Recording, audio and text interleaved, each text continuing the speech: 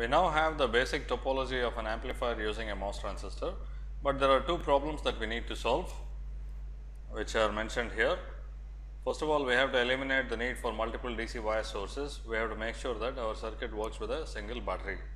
And also, we have to make sure that the source and load are ground referenced. That is, we need to be able to use source and load, one of whose terminals is connected to ground, which is the common reference node of the circuit. So, now we will try to solve these problems. We will take the easier one first, which is the second one. In any circuit, we will need multiple DC voltages. Okay. In our particular example, we needed 23 volts and 3 volts. Now, it is very easy to generate a smaller voltage from a larger voltage. In principle, you can use a resistive divider. Okay. So, we will assume that highest of the voltages that we want, we have a source of that value.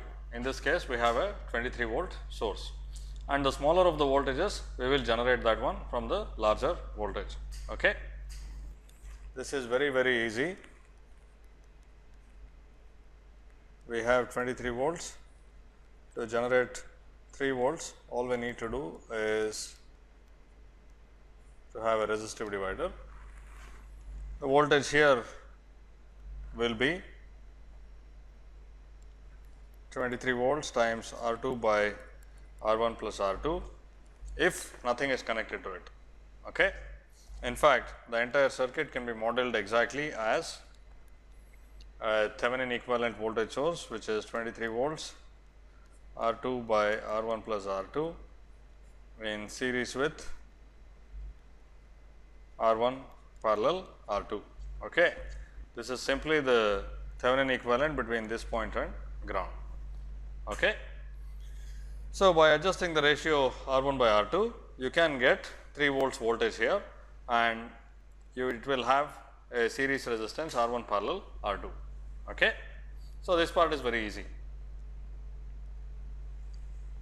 Now, given that, okay, what we wanted to do was, for instance, we had 3 volts and we have our signal source Vs in series with Rs, and across the gate source of the MOS transistor, we wanted 3 volts plus Vs. We will now see how to do this. Just for simplicity, let me assume that I have two ideal voltage sources. I will call them Va and Vb. This is just to avoid the complication of this Rs. Okay, it is very easy to take it into account, but I want my expressions to be as simple as possible.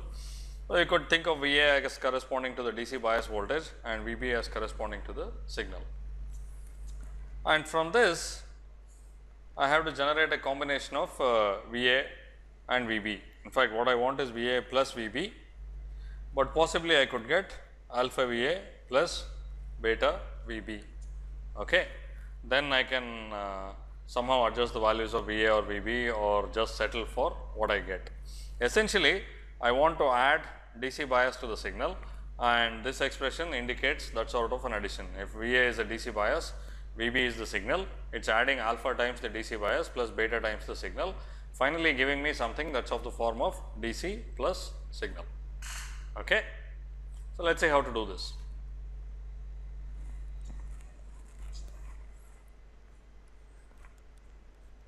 So, if I have Va and Vb, to get the linear combination, which is alpha Va plus beta Vb, please think about what circuit you can use.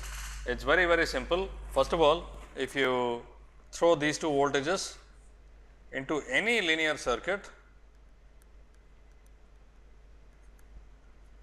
what you get will be a linear combination of the two voltages. That is the definition of the linear circuit.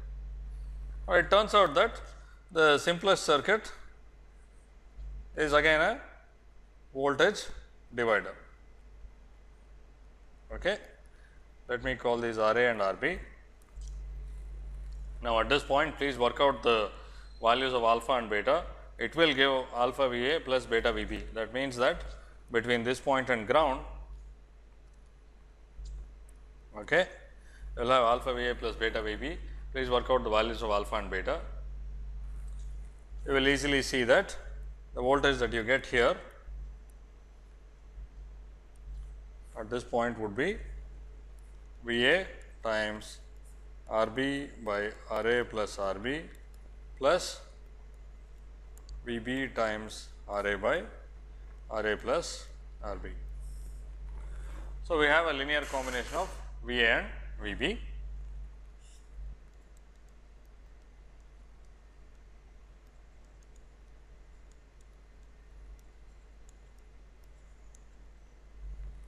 Okay.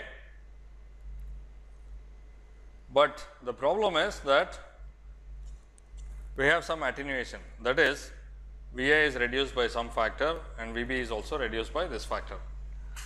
Now, sometimes you have to just accept this. Okay. You will get something smaller than V A and something smaller than V B. For instance, if you wanted 3 volts here, you have to start with a V A that is larger than 3 volts, and at this point you will get 3 volts. And similarly, if you start with a V B that is equal to V S, what you will get here will be something smaller than V S. That means that some of the signal is lost and you just have to accept that. But it turns out that in most cases we can do better than this. We do not have to lose either the DC bias or the signal, and we will see why. Okay.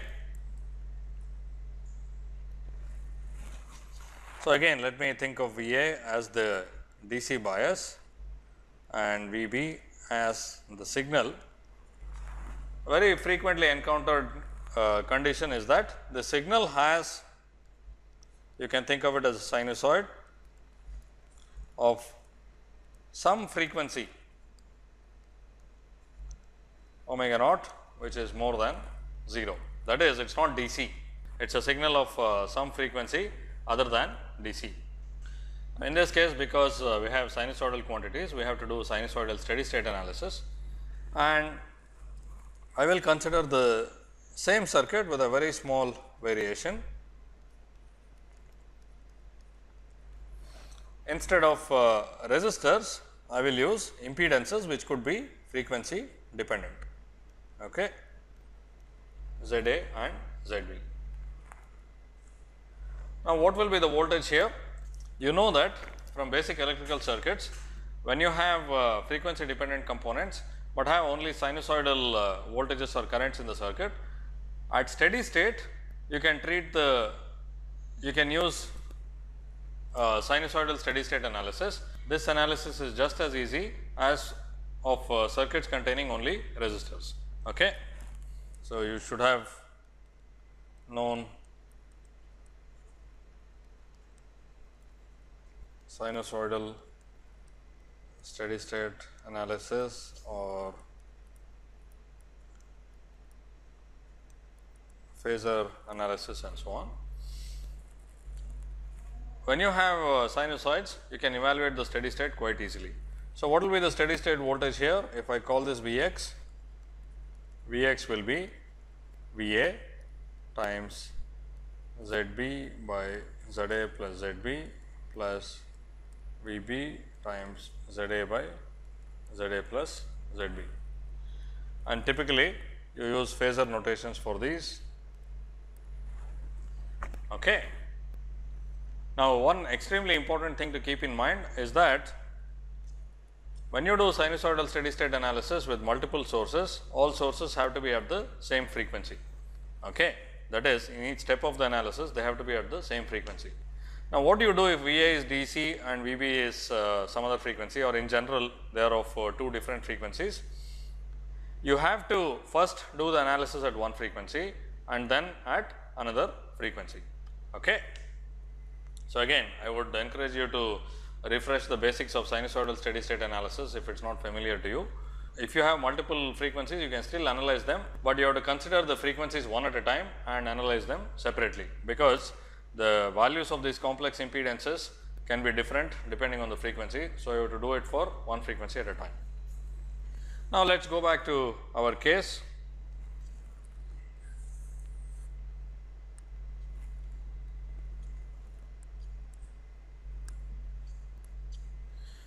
So, now we have 2 frequencies of interest, DC and some omega naught. Okay. So, we said that V A has only DC and V B has only omega naught. So, we have two frequencies DC and omega naught. So, first we evaluate at DC. Okay. The formula is still exactly the same, the formula for that Vx, and it is given by this expression. Okay. So, this is always valid. The only point is that at DC, Va has a certain DC value, and we have to evaluate the impedances at 0 frequency.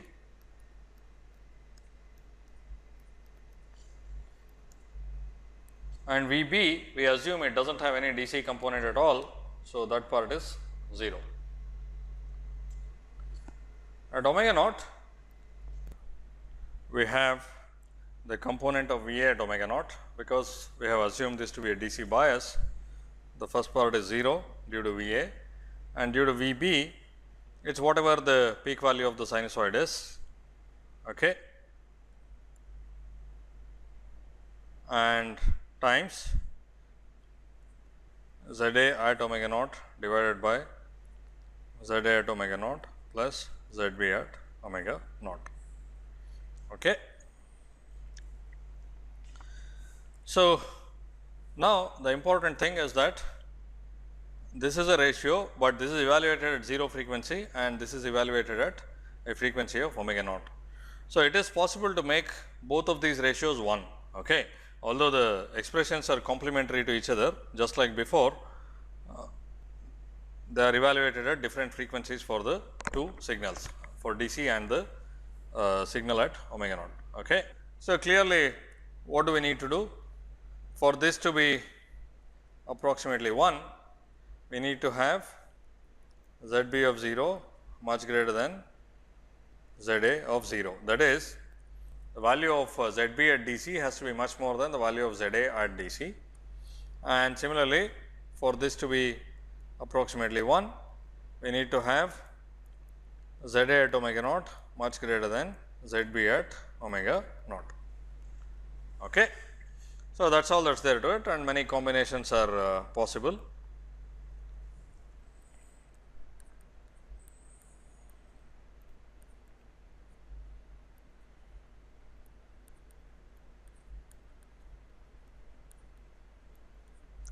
So, clearly from these two relationships you see that either the impedance of ZB has to decrease with frequency, or the impedance of ZA has to increase with frequency when it goes from 0 to omega naught, or both.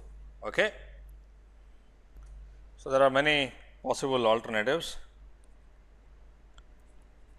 We have Va which is DC, and Vb which is at omega naught, and we have ZA and ZB. Okay. Now, we can have R and C. So, in which case you see that basically ZA is always a constant here, which is R, and ZB of 0 is infinity. The impedance of a capacitor is infinity at DC. So, the first condition is satisfied, and you have to choose the capacitance value C such that this one is also satisfied, that is R is much greater than 1 by omega naught C. So, this is the first possibility. The second possibility is that you have L and R, then the first one is automatically satisfied, because ZA of 0, the impedance of an inductor at DC is 0, and R will be much more than that, and you have to choose the value of L such that omega naught L is much greater than R in order to satisfy the second condition. And finally, the third alternative is to have L and C. Okay. And you can see that the first one will be satisfied, because at DC this has infinite impedance and this has 0 impedance. So, the first one is automatically satisfied, and you have to choose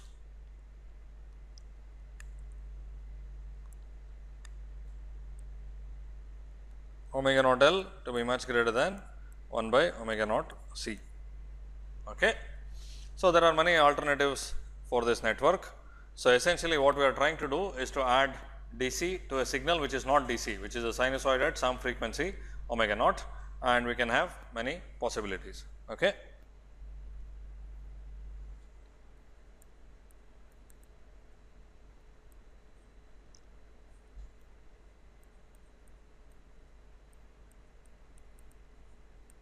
VA and this is VB.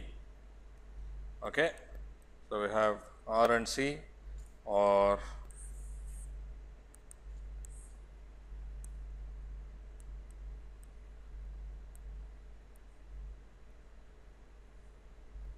L and C, this is also possible, or finally we can have L and R. All these are possible with appropriate choice of the reactive components.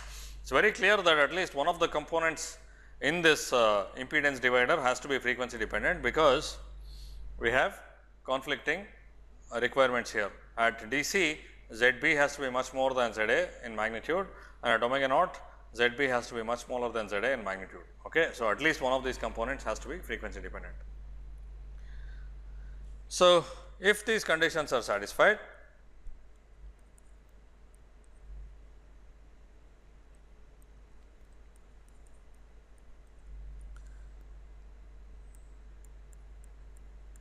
then we will have VA DC plus VB at omega naught here. Okay. So, it is as though we sum the two signals. It is still impedance division, but the division is negligible for VA for DC and negligible for VB at omega naught. That is the idea. Okay. In all these cases, we will get exactly the same.